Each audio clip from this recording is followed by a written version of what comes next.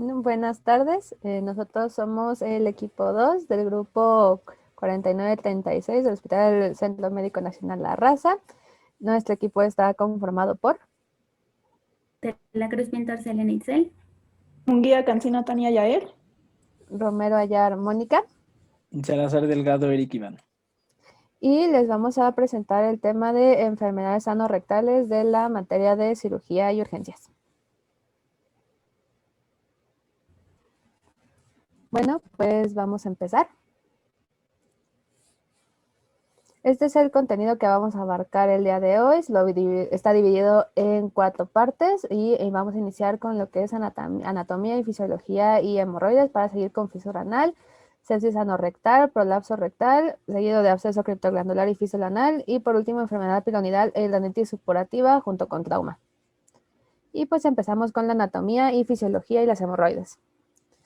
Vamos a recordar aspectos fundamentales, como en la anatomía, pues sabemos que el colon se extiende desde la válvula ileocecal hasta el ano, y en términos anatómicos y funcionales se va a estar dividiendo en colon, recto y conducto anal, como lo podemos ver en la imagen. La pared del colon y del recto está constituido por 5 capas: la mucosa, la submucosa, la muscular, que está a su vez dividida en 2 capas, que es la circular interna y la longitudinal externa, y por último, la serosa. En el colon, el músculo longitudinal externo está separado en tres tenas del colon, y aquí podemos verlo aquí en esta imagen. Y estas van a converger en sentido proximal en el apéndice y distal en el recto. Aquí en la capa longitudinal externa se torna circunferencial.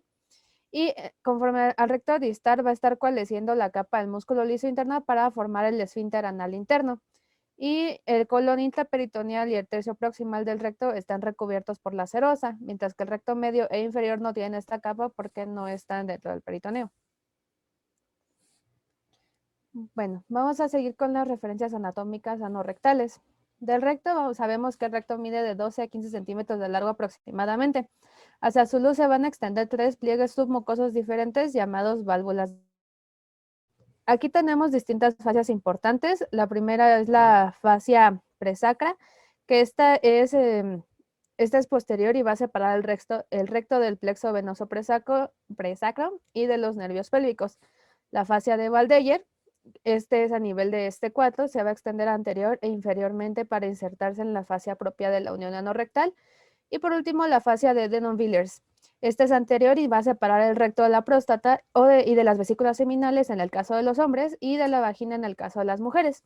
Y lateralmente tenemos a los ligamentos que van a dar apoyo al recto inferior. Y pues aquí la imagen nos revela cómo tanto la pelvis masculina como femenina nos va a estar dando esa separación. En el caso del conducto anal, va desde la línea pectínea o dentada hasta el borde anal. Esta línea va a marcar el sitio de transición entre la mucosa rectal cilíndrica y el anodermo epidermoide. La zona de transición anal va a incluir lo que es la mucosa proximal a la línea dentada, que va a compartir características histológicas, y la extensión proximal de la zona es de hasta 15 centímetros proximal a la línea pectínea. Esta línea está rodeada por unos pliegues mucosos longitudinales que son llamados columnas de Morgagni. Estas vacían las criptas anales, y aquí es donde se originan los abscesos criptoglandulares. Y en el caso del conducto anal quirúrgico, este va a medir de 2 a 4 centímetros de largo y es más largo en varones que en mujeres. Y en el caso de los esfínteres, podemos ver que en el recto distal el músculo liso interno está engrosado, y esto va a formar el esfínter anal interno. Y este está rodeado por el esfínter externo subcutáneo, superficial y profundo. En el caso de profundo, esta es una extensión del músculo puborectal, y los músculos puborectal, ileococcigio y pubococcigio van a formar el músculo elevador del ano del piso pélvico. En el caso de la irrigación, la arteria hemorroidal superior va a provenir de la rama terminal de la mesentérica inferior y va a irrigar el recto superior. En el caso de la arteria hemorroidal media, va a provenir de la ilíaca interna, y la hemorroidal inferior va a originarse de la pudenda interna, que es rama de la ilíaca interna. Y aquí les dejo otra imagen con una diferente vista de la misma irrigación. En el caso del drenaje venoso, esta es paralelo a la arterial. La vena hemorroidal superior va a drenar a la vena mesentérica inferior y posteriormente al sistema porta. y la hemorroidal media va a desembocar en la ilíaca interna. La hemorroidal inferior va a drenar en la pudenda interna y posteriormente en la ilíaca interna. Aquí tenemos también el importante plexo hemorroidal, que es un plexo submucoso profundo respecto a las columnas de Morgagni y va a desembocar en las venas anteriormente mencionadas. En el caso del drenaje linfático, este es paralelo también a la irrigación sanguínea. En el caso del recto, los conductos linfáticos del recto superior y del medio van a drenar hacia arriba, hacia los conductos linfáticos mesentéricos inferiores. Y en el caso del recto inferior, van a drenar en la parte superior de los ganglios linfáticos mesentéricos inferiores y lateralmente a los ganglios linfáticos ilíacos internos. Y en el caso del conducto anal, los que están próxima a la línea dentada, la linfa va a drenar a los ganglios linfáticos mesentéricos inferiores y después a los ganglios ilíacos internos. Y en el caso distal a la línea dentada, la linfa drena hacia los ganglios linfáticos inguinales. En el caso de la inervación, las fibras nerviosas simpáticas van a derivar de L1 y L3. Estas se van a unir en el plexo pleaórtico. Estas fibras se van a extender debajo de la aorta para formar posteriormente el plexo hipogástrico, donde se van a unir también las fibras parasimpáticas para formar el plexo pélvico. Las fibras parasimpáticas, o conocidas como los nervios erectores, se van a originar de S2 y S4 y estas se van a unir a las fibras simpáticas para formar el plexo que ya les mencioné. Ambos tipos de fibras van a inervar la región anorrectal y a los órganos urogenitales adyacentes. En el caso del esfínter anar externo y el puborectal va a recibir inervación de la rama hemorroidal inferior del nervio pudendo interno y el elevador del ano es inervado por el pudendo interno y ramas directas de S3 a S5. En el caso de la inervación sensorial del conducto anal, esta es distal a la línea dentada y va a proceder de la rama hemorroidal inferior del nervio pudendo. Llegando a la fisiología, vamos a primero abarcar un poco lo que es la motilidad. El colon no va a poseer una actividad motora cíclica como la del complejo motor migratorio, sino que sus contracciones intermitentes son de amplitud baja y en el caso de la amplitud baja, estas son de corta duración, van a ocurrir en brotes y van a desplazar el contenido del colon en sentido anterógrado y retrógrado. Estos pueden retrasar el tránsito del colon y por ende aumentar el tiempo de absorción e intercambio de electrolitos.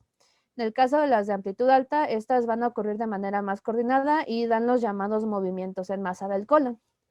Y también frecuentemente podemos ver brotes motores rectales y también pues la motilidad va a aumentar con la activación colinérgica. En el caso de la defecación, este es un mecanismo coordinado complejo que va a comprender el movimiento en masa del colon, el aumento de las presiones intraabdominal y rectal y la relajación del piso pélvico. La distensión del recto causa una relajación refleja del esfínter anal interno. Esto se llama reflejo inhibidor rectoanal o reflejo de muestreo. Esto permite que el contenido entre en contacto con el conducto anal. Y este reflejo deja que el epitelio sensorial diferencie las heces sólidas de las líquidas y del gas. Pero en caso de que no ocurra la defecación, pues el recto se va a relajar y va a desaparecer el apremio a defecar y a esto se le llama la respuesta de acomodación. Si la defecación prosigue, se da la maniobra de Valsalva, el incremento de la contracción del recto, la relajación del músculo puborectal y la apertura del conducto anal. En el caso de la continencia, esta nos exige una adaptabilidad adecuada de la pared del recto, esto para acomodar el bolo fecal, el control neurógeno apropiado del piso pélvico y el mecanismo del esfínter, así como de los músculos esfínteres interno y externo funcionales. Durante el reposo, el músculo puborectal va a crear un cabestrillo alrededor del recto distal y va a formar un ángulo relativamente agudo que va a distribuir las fuerzas intraabdominales hacia el piso pélvico. Ya una vez en la defecación, este ángulo se va a endurecer y permite aplicar la fuerza descendente a lo largo del eje del recto y del conducto anal. Y desde un punto de vista tónico de los esfínteres, podemos ver que estos están, pues sabemos que están inervados por las ramas del pudendo, y en el caso de los esfínteres interno y externo, estos están activos durante el reposo. El interno tiene a su cargo una mayor parte del tono involuntario del esfínter, esto es una presión en reposo, y el externo se encarga en la mayor parte del tono voluntario del esfínter, esto es una presión de expresión. Y pues por esta, los cojinetes hemorroidales van a contribuir a la continencia al bloquear de manera mecánica el conducto anal. Y un deterioro de la continencia pues puede ser efecto de una mala adaptabilidad rectal, una lesión de los esfínteres, ya sea interno o externo o ambos, o del pubo rectal, o incluso de un daño neural o de una neuropatía. Y bueno, vamos a pasar a las hemorroides. Las hemorroides, como ya les mencioné, son cojinetes de tejido submucoso que van a contener vénulas, arteriolas y fibras de tejido o de músculo liso localizadas en el conducto anal. Estas se encuentran en 3 cojinetes en posición lateral izquierda, anterior derecha y posterior derecha. Y también, como vimos anteriormente, estas actúan como parte del mecanismo de continencia y van a ayudarnos al cierre completo del conducto anal en reposo. Pero solo están indicadas para tratarlas si causan síntomas. Un esfuerzo excesivo y un aumento de la presión intraabdominal y las heces duras hacen que aumente la ingurgitación venosa en el plexo hemorroidal y esto ocasiona un prolapso del tejido hemorroidal. Y esto puede causar hemorragia en la desembocadura, trombosis o prolapso hemorroidal sintomático. Las hemorroides las podemos clasificar en hemorroides externas e internas. En el caso de las externas, las vamos a ubicar en un punto distal en relación con la línea dentada y están recubiertas por anodermo. Y como este tiene una inervación abundante, la trombosis de una hemorroide externa puede generar mucho dolor. Por esto mismo no deben ligarse o extirparse sin que haya uso de un anestésico local adecuado. Aquí también tenemos lo que es un apéndice cutáneo, que es piel fibrosa redundante en el borde anal que persiste como residuo de una hemorroide externa trombosada y frecuentemente se puede confundir con una hemorroide sintomática. Ambos pueden causar prurito y dificultades para la higiene si es que son bastante grandes. Y las hemorroides internas se van a ubicar cerca de la línea dentada y están recubiertas por mucosa no rectal insensible. Pueden prolapsarse o acompañarse de hemorragia, pero rara vez van a causar dolor a menos que se trombosen o necrosen. Estas pueden dividirse en ciertos grados de acuerdo al prolapso y de acuerdo a esto se puede abordar el tratamiento. La clasificación, el de primer grado, estas se van a abultar en el conducto anal y pueden prolapsarse por delante de la línea dentada con el esfuerzo y pueden sangrar con la defecación. Las de segundo grado se van a prolapsar por el ano, pero se pueden reducir espontáneamente. Las de tercer grado se van a prolapsar por el conducto anal, pero pueden reducirse manualmente o digitalmente. Y el cuarto grado se prolapsan, pero no pueden reducirse y estas tienen un mayor riesgo de estrangulación. Y pues aquí les puse una imagen de cómo se ve cada grado y la etapa de estadificación de acuerdo a su tratamiento también. Y bueno, llegando al tratamiento, el principal es el tratamiento médico, que es conformado principalmente por dieta. La hemorragia en las hemorroides de primer y segundo grado puede mejorar con esto, así como ablandadores de las heces, aumento del consumo de líquidos y supresión de esfuerzos, y el prurito puede mejorar con la higiene. En el caso de la ligadura de banda de caucho, esta la hemorragia es para la hemorragia persistente de hemorroides de primer, segundo y tercer grado, que estos son seleccionados. Y esta consiste en una aplicación de banda de caucho en la que se va a localizar la mucosa a 1 a 2 centímetros proximales en relación a la línea dentada y se va a disparar el ligador. La banda de caucho va a estrangular el tejido subyacente y va a causar cicatrización, impidiendo así mayor hemorragia y prolapso. Y en cada visita se pueden ligar 1 a 2 cuadrantes. Y las principales complicaciones de este método son retención urinaria en 1%, infección o hemorragia que puede suceder después de 7 o 10 días. En el caso de la fotocoagulación, esta está indicada para los grados 1 o 2. Y esa es una fotocoagulación infrarroja y este es eficaz en el consultorio. Puede aplicarse el instrumento en el vértice de cada hemorroide para coagular el plexo subyacente. En el caso de la escleroterapia, esta es para hemorroides de primer y segundo grado y esta consiste en la inyección de fármacos esclerosantes.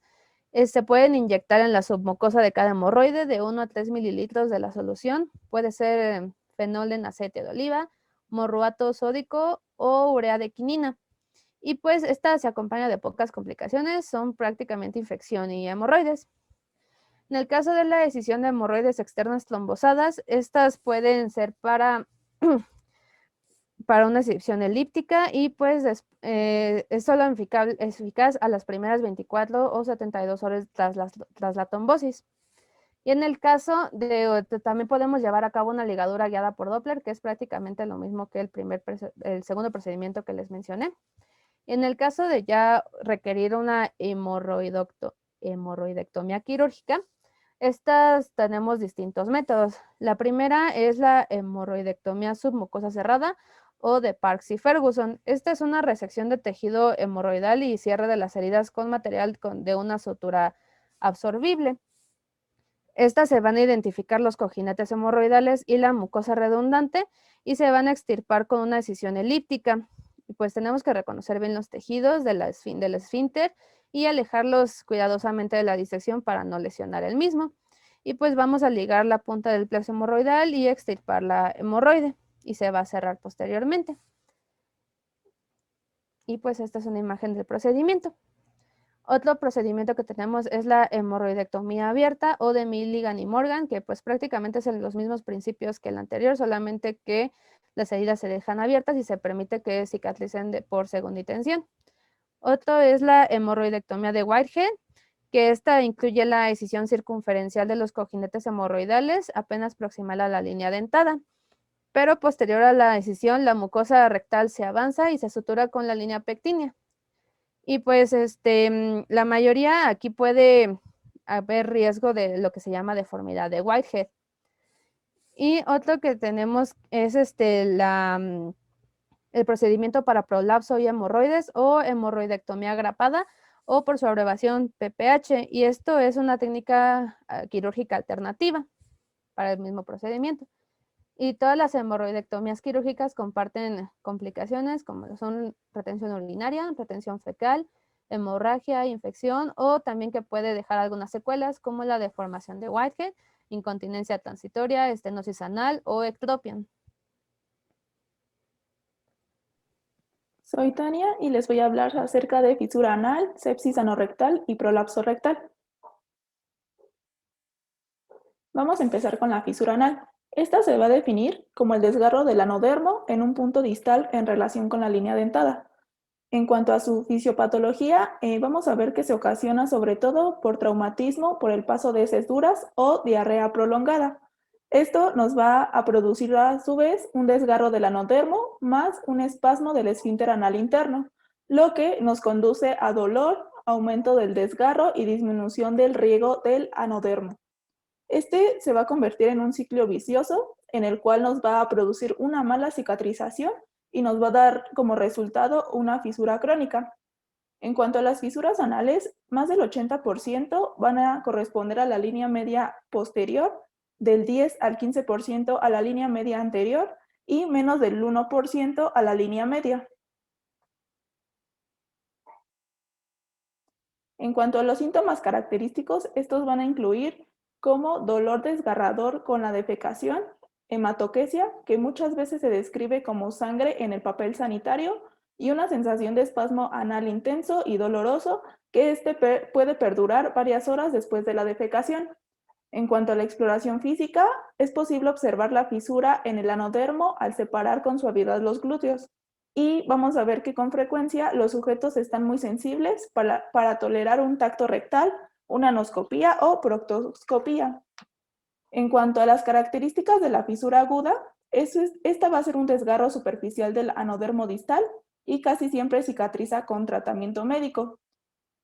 Por su parte, en las fisuras crónicas se forma una ulceración y se levantan los bordes, con lo cual se observan las fibras blancas del esfínter anal interno en la base de la úlcera. A menudo hay un apéndice cutáneo externo o una papila anal hipertrofiada, de forma interna o ambas concomitantes. Estas fisuras son más fáciles de tratar y la mayoría requieren medidas quirúrgicas. La localización lateral de una fisura anal crónica puede indicar una afectación subyacente como una enfermedad de Crohn, VIH, sífilis, tuberculosis o leucemia. En cuanto al tratamiento farmacológico, su objetivo es romper el ciclo de dolor, espasmo e isquemia. El tratamiento de primera línea es reducir al mínimo el traumatismo anal y en este incluyen agentes para volumen, ablandadores de heces y baños de asiento tibios. Esto adicionado con jalea de lidocaína al 2% o cualquier otra crema analgésica que nos proporcione alivio sintomático. Tenemos otras opciones dependiendo de de la fisura que se trate. En caso de las fisuras agudas, tenemos un ungüento local de nitroglicerina al 0.2% para mejorar el flujo sanguíneo, pero este tiene como efecto adverso que puede precipitar cefaleas intensas. También contamos con diltiazem y nifedipina oral y tópico, para cicatrizar las fisuras. En cuanto a las fisuras crónicas, la toxina botulínica se ha propuesto como alternativa en la esfinterectomía quirúrgica. En cuanto al tratamiento quirúrgico, dentro de las indicaciones es en fisuras crónicas en las que fracasó el tratamiento médico. El procedimiento que elige la mayoría de los cirujanos es una esfinterectomía interna lateral. El objetivo de este tratamiento quirúrgico es disminuir el espasmo del esfínter interno tras cortar una porción del músculo. Se va a seccionar de forma lateral alrededor del 30% de las fibras del esfínter interno, ya sea por técnica abierta, como lo ven en su imagen de la izquierda, o por técnica cerrada en su imagen de la derecha. En ambas se va a obtener la cicatrización en más del 95%, pero vamos a tener una recurrencia del menos del 10% en los enfermos. También vamos a tener ciertas complicaciones como el riesgo de incontinencia, sobre todo en platos, del 5 al 15%. Ahora, continuando con otro tema, la sepsis anorrectal, nos vamos a enfocar principalmente en dos situaciones: en la infección perianal en el paciente inmunodeprimido y la infección necrosante del tejido blando del perineo. En cuanto a la primera, vamos a ver que en los pacientes inmunodeprimidos con dolor perianal nos va a representar un dilema diagnóstico. Estos individuos pueden desarrollar una infección perianal de consideración sin ninguno de los síntomas cardinales de inflamación. Vamos a ver que un incremento del dolor, fiebre, deterioro clínico o ambas es indicativo de una exploración bajo anestesia. Debemos de cortar y drenar cualquier área indurada, tomar una biopsia para excluir un infiltrado leucémico y cultivarse para contribuir a la selección de los fármacos antimicrobianos. En cuanto a la infección necrosante del tejido blando del perineo, vamos a ver que si bien es un padecimiento raro, va a ser muy letal.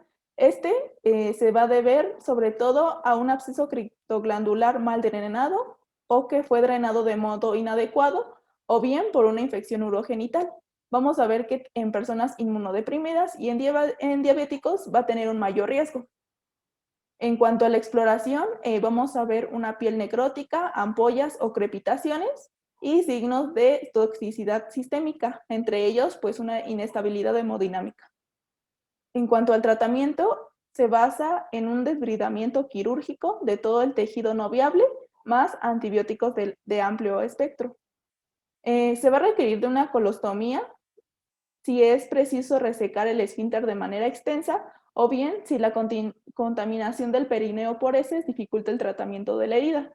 Vamos a ver que a pesar de identificar y tratar quirúrgicamente de manera temprana, pues la mortalidad en estos pacientes va a ser del 50%. Y aquí en la imagen les puse, en la figura A, vemos una extensión amplia de la necrosis, la cual fue tratada por remoción quirúrgica, que esa la podemos ver en la figura B. Ahora, otro de los temas va a ser el prolapso rectal. Se va a definir como una saliente circunferencial del espesor total del recto a través del ano. Vamos a ver que también se puede denominar como prolapso de primer grado, prolapso completo o prosidencia. Vamos a tener varios tipos, entre ellos el completo, el parcial o mucoso, que va a ser una saliente de espesor parcial que se relaciona con una enfermedad hemorroidal y que por lo general se va a tratar mediante bandas o hemorroidectomía. En cuanto al prolapso interno, vamos a ver qué va a ocurrir cuando se invagina la pared rectal, pero esta no sale y esta se va a describir con una mayor precisión como una intususcepción interna. En cuanto a la epidemiología, vamos a ver que este trastorno va a ser más común en mujeres, con una proporción de mujeres-varones de 6:1, y la edad máxima de presentación va a ser a la 7ª década de la vida. En cuanto a los síntomas, estos van a incluir tenesmo, sensación de expulsión de tejido por el ano que puede reducirse o no de forma espontánea. Y vamos a ver que este saliente se puede acompañar tanto de exudado de moco y escape. Y también podemos tener una sensación de evacuación incompleta. Estos síntomas se pueden adicionar con incontinencia, diarrea, estreñimiento o una obstrucción de la desembocadura. En cuanto al diagnóstico, por lo regular es útil una valoración preoperatoria amplia que incluya estudios de tránsito del colon, que esta se realiza para evaluar la presencia de tamaños y formas anormales en el intestino delgado y para evaluar cómo se mueven los desechos a través del intestino. La manometría anorrectal, que este es un estudio que permite el registro de la actividad motora anorrectal tanto en reposo como en diferentes situaciones fisiológicas, como el reflejo rectoanal inhibitorio, el esfuerzo de retención, maniobra de defecación o el reflejo de Valsalva.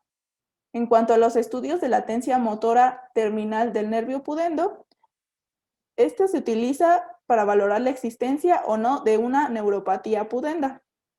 En cuanto a la electromiografía, esta se utiliza para estudiar el esfínter anal externo y los músculos del piso pélvico. Y por último, la defecografía, que este es un estudio radiológico de la dinámica del vaciamiento rectal. Aparte de estos estudios, es necesario valorar el colon mediante una colonoscopía o enema de bario con doble medio de contraste para excluir tanto neoplasias como una enfermedad diverticular. En cuanto al tratamiento, el principal tratamiento del prolapso rectal es el quirúrgico. Las operaciones se van a clasificar en dos, en abdominales o perineales. En cuanto a las abdominales, vamos a tener tres: la reparación de Moshkovich, que esta va a ser la reducción de la hernia perineal y el cierre del fondo del saco.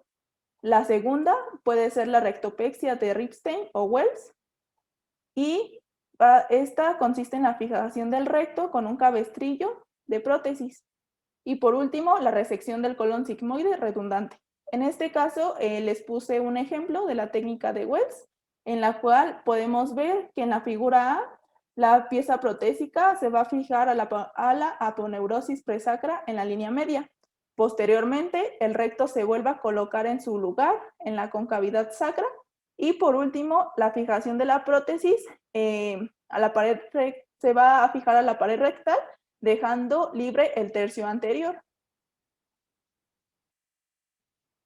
En cuanto a las perineales, vamos a tener el procedimiento de Altemir o la rectosimoidectomía perineal, que esta consiste en resecar el intestino prolapsado del perineo.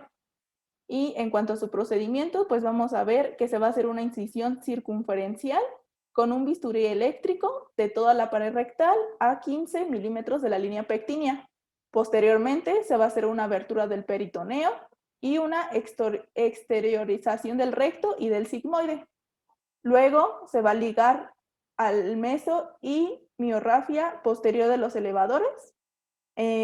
Posteriormente se va a hacer una sección progresiva del colon y se va a iniciar una anastomosis por los puntos cardinales, y por último pues se va a tener o se va a generar una anastomosis coloanal finalizada. También tenemos el procedimiento de Derlon, que esta va a consistir en rizar la mucosa rectal. En esta vamos a trazar una circunferencia con el bisturí eléctrico a 15 milímetros de la línea pectínea. Luego vamos a iniciar con el despegamiento submucoso. Se va a continuar la separación sobre el cilindro interno mediante una electrocoagulación. y se va a realizar una reducción y contención de la muscular. Posteriormente se va a hacer un despegamiento completo del cilindro tanto externo como interno. Y por último, una incisión progresiva del cilindro mucoso y restablecimiento de la continuidad de la mucosa.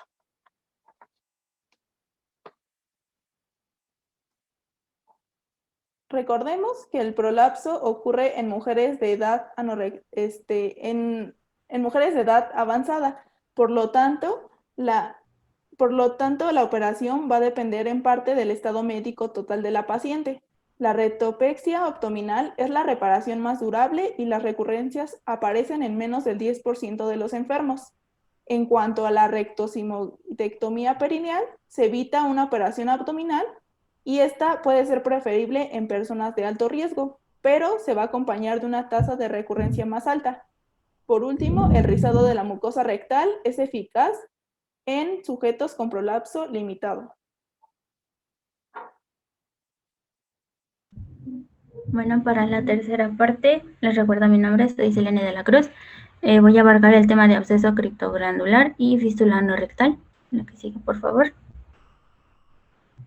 Para hablar de los abscesos criptoglandulares y de estas fístulas, primero hay que conocer un poco de la anatomía, ya que casi todas estas lesiones anorrectales suelen ser supurativas y pueden provenir o resultar de una infección de estas glándulas anales, lo que se conoce como una infección criptoglandular.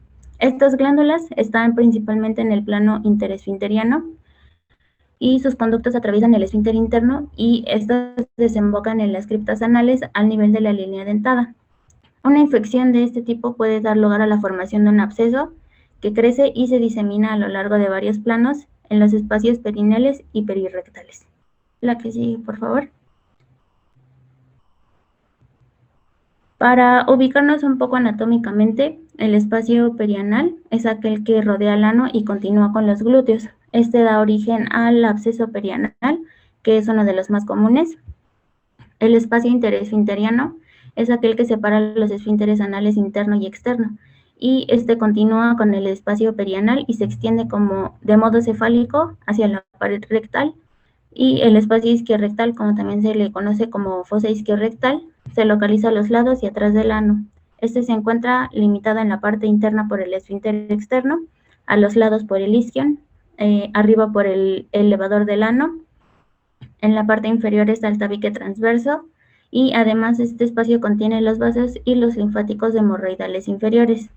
Ambos espacios isquiorrectales se unen por encima del ligamento anococcigio y por debajo del músculo elevador del ano y forman un espacio posanal profundo. Los espacios supraelevadores están por encima del elevador del ano a ambos lados del recto. Es importante conocer la anatomía de estos espacios porque nos ayuda a determinar en dónde están localizados y hacia dónde se pueden diseminar esta infección criptoglandular. La que sigue, por favor. El diagnóstico de estos abscesos, lo más común es que los pacientes lleguen presentando un dolor anal intenso, que se puede detectar también una tumoración durante la inspección en el área perianal, o puede palparse durante el tacto rectal. En algunos casos también pueden llegar a presentar fiebre o retención urinaria o una infección que ponga en peligro la vida del paciente. El absceso perianal o el isquiorrectal son diagnosticados por una exploración física. Esto se puede llevar a cabo ya sea en el consultorio o en un quirófano. En los cuadros que son más complejos o en los que no suelen presentar esta sintomatología tan típica, se realiza una tomografía o una resonancia magnética, esto con el fin de delimitar la anatomía del absceso. El tratamiento adecuado para todos estos pacientes es el drenaje en el momento en el que se establece el diagnóstico. Algunas prácticas ocupan únicamente la administración o el tratamiento con antibióticos y se mantiene bajo vigilancia u observación al paciente. Esto con la espera de que el absceso madure. Pero esto lo único que ocasiona al paciente es retardar un tratamiento definitivo y óptimo para nuestro paciente, lo que pone en peligro su vida con una probabilidad más alta de desarrollar una infección grave como una fascitis necrosante. En caso de haber duda del diagnóstico, se realiza una exploración y un drenaje bajo anestesia. que es lo más eficiente para confirmar tanto un diagnóstico y tratar inmediatamente el problema. En caso de existir un tratamiento tardío o que sea inadecuado, se origina una supuración excesiva que nos pone en peligro la vida del paciente, que también nos puede generar una necrosis ística masiva o una septicemia. Los antibióticos para los abscesos se indican únicamente en caso de existir una celulitis extensa en el sitio afectado o si el paciente presenta algún tipo de inmunodepresión, que padezca diabetes mellitus o que tenga alguna cardiopatía valvular. La que sigue, por favor. Para el absceso perianal, que es uno de los más comunes, este se presenta como una tumefacción dolorosa en el borde anal y puede diseminar a través del esfínter externo abajo del nivel puborectal y producir un absceso isquiorrectal. Este absceso perianal es uno de los más grandes y de los más complicados y tiene que ser indispensable que se drene en quirófano. Se realiza una incisión cutánea y se extirpa un disco de piel, lo que previene un cierre prematuro, y posteriormente o al día siguiente se inicia con los baños de asiento. El absceso isquiorrectal origina una tumefacción difusa en la fosa isquiorrectal que puede incluir uno o ambos lados y formar un absceso en herradura.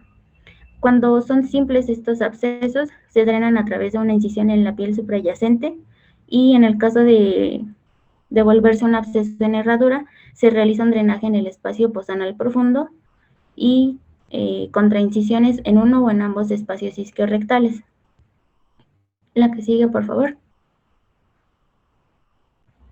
El absceso interesfinteriano, pues son bastante difíciles de diagnosticar porque producen muy poca tumefacción, además de que los signos perianales son muy pocos o escasos y casi siempre el paciente puede describir un dolor como profundo y que es dentro y arriba del área anal. Le refieren que suele aumentar o exacerbarse al momento de toser o al momento de estornudar. El dolor que produce este tipo de absceso es tan intenso que no permite la realización de un tacto rectal, por lo que el diagnóstico se establece con un índice de sospecha muy elevado, además de una exploración bajo anestesia. Y una vez que se identifica que se trata de este tipo de absceso, se puede drenar a través de una esfinterotomía interna limitada y casi siempre posterior.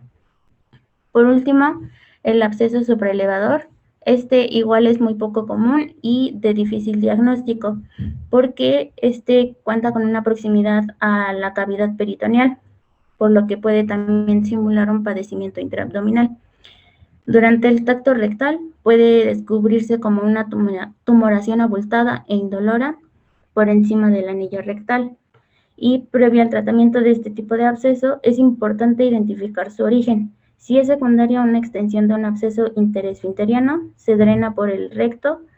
En caso de deberse a la extensión hacia arriba de un absceso isquiorrectal, se drena por la fosa isquiorrectal. Y se menciona que este tipo de drenaje en la fosa isquiorrectal puede ocasionar una fístula extraesfinteriana.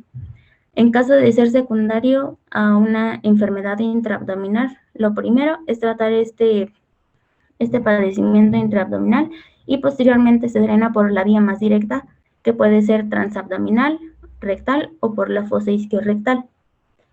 La que sigue, por favor. Las fístulas anales en un 50% de los casos suelen deberse al drenaje de un absceso anorrectal.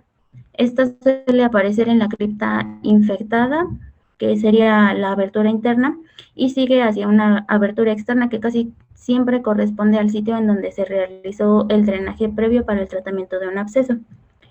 Cuando la fístula es compleja, es recurrente y que no cicatriza, se tiene que sospechar de alguno de los diagnósticos, por ejemplo, que sea de origen criptoglandular, por un traumatismo asociado a una enfermedad de Crohn, o que se deba a una neoplasia maligna, o alguna infección poco común, como una tuberculosis, o una actinomicosis, o una clamidosis.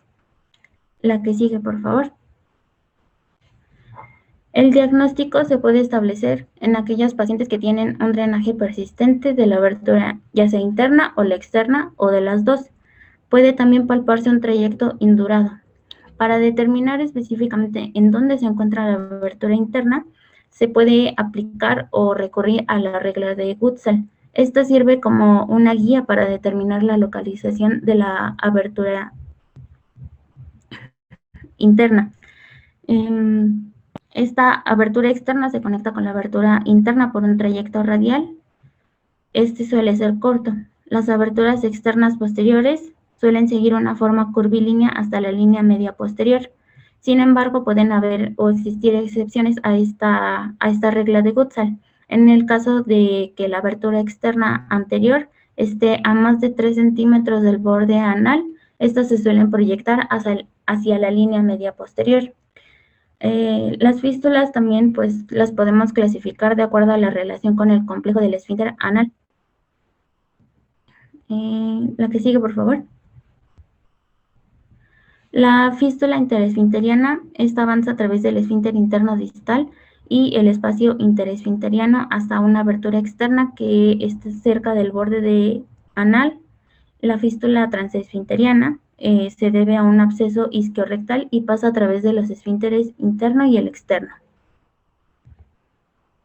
La que sigue, por favor.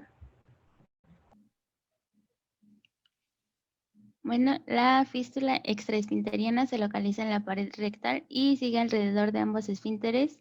La supraesfinteriana está en el plano interesfinteriano y sigue hacia arriba y alrededor de todo el esfínter externo. La que sigue, por favor.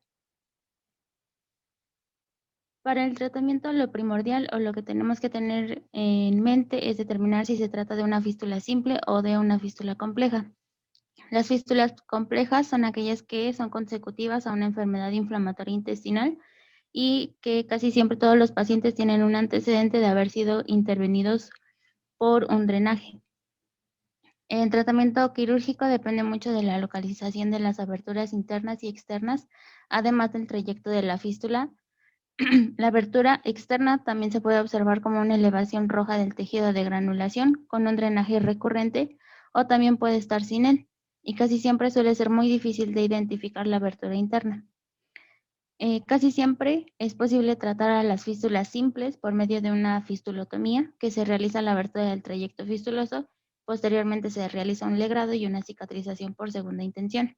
Las fístulas de herradura tienen una abertura interna en la línea media que se extiende hacia adelante y a los lados y a uno o ambos espacios isquiorrectales por el espacio posanal profundo. Para las fístulas complejas, lo ideal es que se coloque un cetón o un sedal, que este es un dren que se coloca a través de la fístula para conservar el drenaje, inducir una fibrosis o ambas cosas. Existen sedales de corte en donde se realiza una sutura a una banda de caucho que se instala a través de la fístula. Esta se aprieta con la intención de causar una fibrosis y un corte gradual del esfínter, eliminando la fístula, en tanto podemos conservar la continuidad del esfínter. También existen los sedales no cortantes que consisten en un dren de plástico blando que se coloca en la fístula conservando el drenaje. Este trayecto puede drenarse de forma subsecuente con un menor riesgo de incontinencia porque la cicatrización no permite la retracción del esfínter. Otra opción sería también dejarlo para un drenaje prolongado. Otro tipo de tratamiento para las fístulas complejas es el colgajo endorrectal. Para las fístulas, aquellas que son persistentes, se realiza la aplicación de goma de fibrina y una técnica más reciente es la ligadura del trayecto fistuloso interesfinteriano o LIFT, que en este proceso pues, se identifica primero la fístula en el plano interesfintérico, se divide y los dos extremos se ligan. En caso de que la fístula no cicatrice, se realiza una proctoscopía. También la toma de biopsia, esto con la finalidad de descartar una neoplasia maligna o que se deba a alguna enfermedad inflamatoria. La que sigue, por favor. La fistulotomía como tal consiste en abrir el trayecto fistuloso realizado en dos fases. Primero se coloca un drenaje con el sedal, que después se retiran tras la maduración y la fibrosis de este trayecto fistuloso. Y la segunda fase consiste en cortar el tejido restante para abrir el trayecto. Y aunque esta fistulotomía es como la cirugía más eficaz, también se contraindica hasta cierto punto porque puede dar lugar a un grado de incontinencia ya sea por escasez del músculo esfinteriano o por un defecto en la cerradura. Esta incontinencia suele ser permanente, así que pues la fistulotomía de apertura está indicada teóricamente solamente para las fístulas que son superficiales. La que siga, por favor.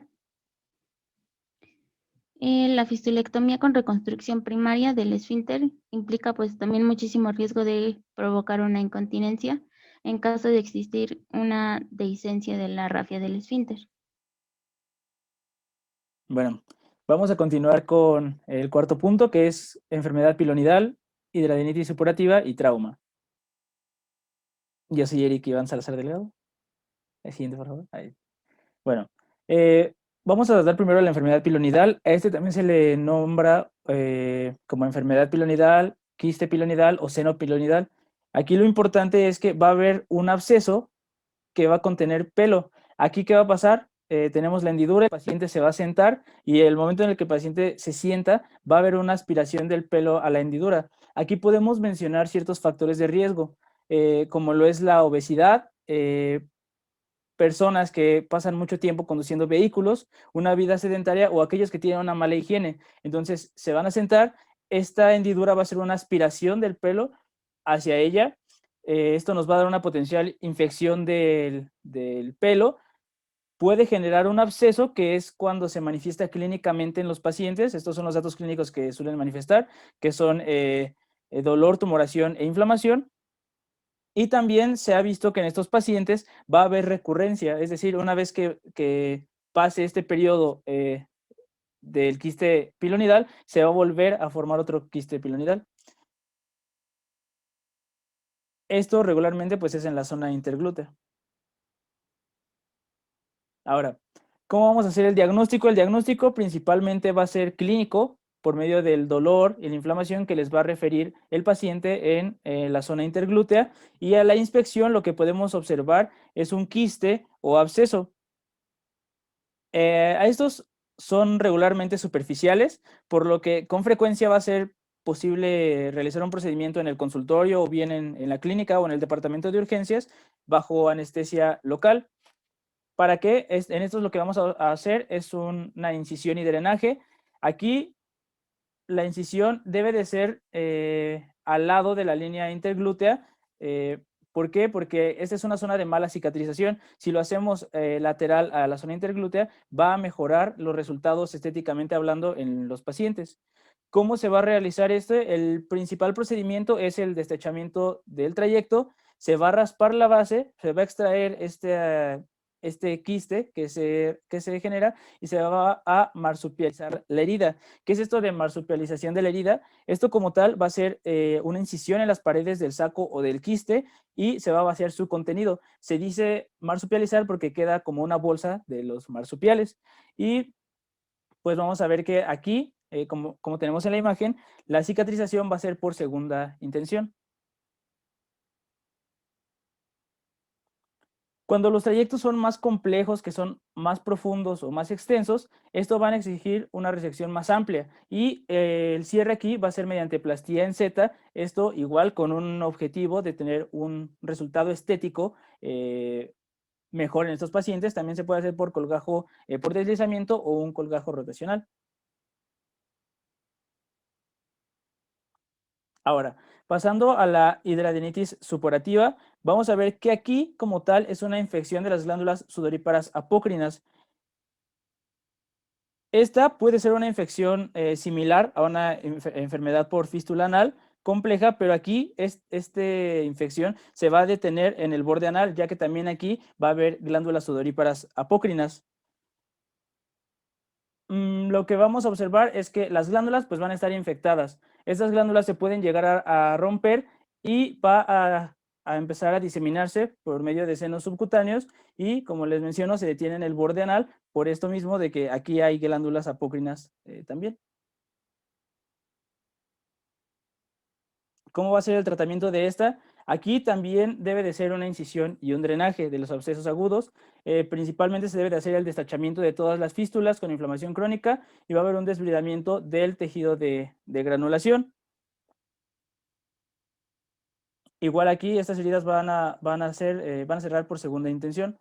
Ahora, antes de iniciar con el tema de traumatismo, debemos de visualizar las clasificaciones. La primera clasificación es la clasificación de Flint, que se hizo en 1981. Este nos va a dividir en 3 grados. La primera va a ser la contusión o laceración parcial, y vamos a ver que dependiendo del grado nos va a tener un tipo de lesión, el grado de contaminación, las lesiones, si hay o no lesiones asociadas, y su situación hemodinámica del paciente. También esto nos va a permitir en el pronóstico observar el retardo del tratamiento, cuándo debes de tú iniciar a tratarlo. Ahora, el grado 1, entonces sería la contusión o laceración parcial. La contaminación aquí va a ser mínima y no va a haber lesiones asociadas. Aquí la situación hemodinámica va a ser discreta. El retardo del tratamiento debe de ser de menor a 6 horas. El grado 2, tenemos una perforación transfixiante. Aquí la contaminación ya va a ser moderada. Aquí sí va a haber ya lesiones asociadas y va a haber una inestabilidad hemodinámica. También aquí el retardo del tratamiento va a ser de 6 a 12 horas. Y en el grado 3 va a haber una pérdida como tal ya del tejido. La contaminación ya va a ser intensa y sí va a haber lesiones asociadas. Aquí ya estamos hablando que el paciente está entrando en shock y el retardo del tratamiento es de mayor a 12 horas. Esta clasificación nos va a dar paso a la siguiente, que es la siguiente, Oni, por favor. Es el sistema de escala para el traumatismo del recto, que va a estar dada por la Asociación Americana para la Cirugía del Traumatismo. Van a ser 5 grados y aquí la lesión nos va a hablar desde una contusión simple hasta una desvascularización. El grado 1 vamos a ver que aquí nada más lo que vamos a observar es un hematoma. ¿Cómo va a ser esta lesión? Va a ser una contusión hematoma sin desvascularización. Ya como les menciono, el contraste es en el grado 5, en el cual ya va a haber un deterioro de la vascularización. Aquí como tal la lesión va a ser vascular y toda esta devascularización va a ser de un segmento del recto. Del grado 2 al grado 4 vamos a observar laceración y vamos a ver cómo parcialmente va aumentando la laceración en la pared del recto. Es decir, en el segundo grado, vamos a ver que la laceración va a ser completa en el espesor de la pared y va a afectar a menos del 50%. En el 30% va a afectar a mayor del 50% y en el grado 4 la laceración ya va a ser en todo el espesor de la pared con extensión en el periné. Aquí podemos hacer una relación con la clasificación de Flint. El grado 1 y el grado 2 de Flint van a ser no destructivas y se van a correlacionar con esta escala de traumatismo del recto con el grado 1, 2 y 3. Y las destructivas ya van a ser el grado 4 y 5 del sistema de escala por el traumatismo del recto y se relaciona con el grado 3 de Flint. Ahora, ya que sabemos la clasificación del traumatismo, vamos a empezar a abordarlas dependiendo de si es traumática o si es como tal diatrógena. Vamos a la siguiente, Moni, por favor. Primero vamos a ver las lesiones colorectales penetrantes. Esta es común cuando hay un trauma penetrante en el abdomen, y esta anteriormente, hasta mitades del siglo XX, la mortalidad era alta, alcanzaba una mortalidad de hasta aproximadamente el 90%. En esta, ¿cómo va a ser el tratamiento? El tratamiento va a depender del mecanismo del trauma, el lapso entre la lesión y la operación, el estado general y la estabilidad de nuestro paciente, así como el grado de contaminación peritoneal y el estado del colon dañado. Siguiente, por favor. Ahora, en estos pacientes vamos a ver que la mayoría debe de tratarse con una derivación fecal y debe de haber una irrigación abundante del colon. Esto con el objetivo de hacer una limpieza del mismo, y pues las lesiones primarias pueden cerrarse de forma primaria sin derivación fecal si no se observa o no se sospecha de contaminación, pero lo principal o lo más característico en estos traumatismos es que pues esté infectado. Por eso se debe de hacer la derivación fecal e irrigación del colon para evitar una probable infección. Siguiente, por favor. Ahora, también tenemos la lesión colorectal contusa. Aquí estos son menos comunes que las penetrantes, pero se puede observar cuando hay traumatismos cerrados y esto puede generar como tal una perforación del colon y también puede generar desgarramiento del mesenterio y esto puede evitar la vascularización del intestino y generar daños a la larga en los pacientes. Aquí son las mismas medidas terapéuticas que se hacen en las penetrantes, es decir, debe de haber una derivación fecal y debe de haber limpieza en el colon en estos pacientes. También es importante mencionar que si hay hemorragia en los pacientes se debe de valorar una probable embolización angiográfica. Y bueno, ya siguiendo con las lesiones iatrógenas, la primera lesión es la lesión intraoperatoria. Aquí vamos a ver que el colon y el recto tienen el riesgo de lesionarse durante procedimientos, principalmente cuando son operaciones pélvicas. Aquí va a ser esencial realizar un reconocimiento temprano del paciente para evitar así una progresión y una potencial infección de las mismas, aunque como está siendo intraoperatoria, los grados de contaminación van a ser muy bajos. Entonces, si se retrasa su identificación, puede generar una peritonitis grave y septicemia, que pueden llegar a ser mortales para el paciente y en estos ya se deben de realizar una derivación fecal y drenar los abscesos. Si es identificado de manera temprana, se puede hacer un cierre primario de la herida. También tenemos la lesión por enema de vario. Aquí, al realizar este procedimiento, que es el enema de vario, se puede generar una falsa vía o una perforación que es muy poco común, pero puede llegar a pasar. Aquí el escape de vario lo que puede generar es una peritonitis intensa y septicemia en el paciente. Debemos de aquí de realizar un reconocimiento temprano. ¿Para qué? Para realizar de forma primaria el cierre. También se debe de irrigar el abdomen para eliminar heces y vario pues, que se está drenando por medio de esta perforación. Si es una lesión pequeña, también se puede en estos pacientes tratarlo por medio de un reposo intestinal, el uso de antibióticos y una vigilación cercana por parte del cirujano. También un procedimiento que nos puede dar una potencial perforación es la colonoscopía. Las causas aquí pues puede ser ya sea por la punta del instrumento, un desgarro relacionado con la formación de un asa en el colonoscopio y barotrauma por insuflación. Aquí lo que genera pues es una falsa vía, pero aquí igual, como hemos visto, la colonoscopía debe de llevar una cierta preparación antes de realizarla, entonces generalmente hay una poca contaminación y si hay un retraso del diagnóstico, esto nos puede generar una peritonitis. Debemos de ver que aquí nuestro paciente tenga un estado hemodinámico estable. Si no lo tiene, si es inestable, se debe de hacer resección de esta parte del colon.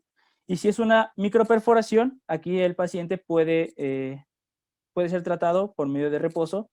Ahora ya hablando como tal de la lesión del esfínter anal e incontinencia, esta es la causa más común en el traumatismo obstétrico. También se ha visto en hemorroidectomía, en esfinterotomía, drenaje de abscesos o fistulotomía. Cuando los pacientes tienen una incontinencia leve, se ha visto que se pueden tratar con simplemente adaptar su dieta. Y pues si aquí hay una lesión rectal y ya hay una lesión de esfínter, se debe de realizar la derivación fecal, un lavado rectal distal con o sin colocación del drenaje y aquí se debe de realizar una intervención quirúrgica. La intervención quirúrgica que se realiza principalmente en estos pacientes es la superposición del esfínter anal, que es la que tenemos aquí a su lado derecho. ¿Qué se va a hacer en estos pacientes? Lo que se va a hacer en estos pacientes va a ser que se diseque el músculo esfínter externo con la cicatriz en el sitio de la lesión. Posteriormente se van a alinear los bordes en forma superpuesta, como lo vemos en la imagen B, que se están superponiendo este músculo del esfínter anal y posterior a esto se van a aproximar estos dos puntos y se va a hacer la sutura. En la imagen D vamos a observar cómo ya está realizada la operación y pues ya fue reconstruido, por así decirlo, el esfínter. Ahora, tenemos también una lesión por cuerpo extraño. Esto no es poco común, suelen observarse. Esta imagen que tenemos es de un paciente pediátrico. Va a depender según el lugar del atrapamiento. Este puede dañar tanto al recto sigmoide o bien al colon descendente. ¿Cómo vamos a ver si hay perforación intraperitoneal? Si tiene un dolor abdominal total, ¿qué debemos de hacer en estos pacientes? Se debe de valorar explorando el periné, el abdomen, para detectar si hay alguna perforación. Si se encuentra en la parte inferior, se va a realizar una extracción con sedación consciente, es decir, esta va a ser una anestesia local. Si es una parte más alta del recto, aquí ya se va a hacer una anestesia regional o general para la extracción del mismo, y una vez que se sustrae, se debe de valorar el recto y el colon sigmoide para ver si se ocasionó también una lesión por la extracción de este cuerpo extraño, y si fue así, también reparar el mismo. Y pues bueno, eso es todo de nuestra parte. Agradecemos su atención.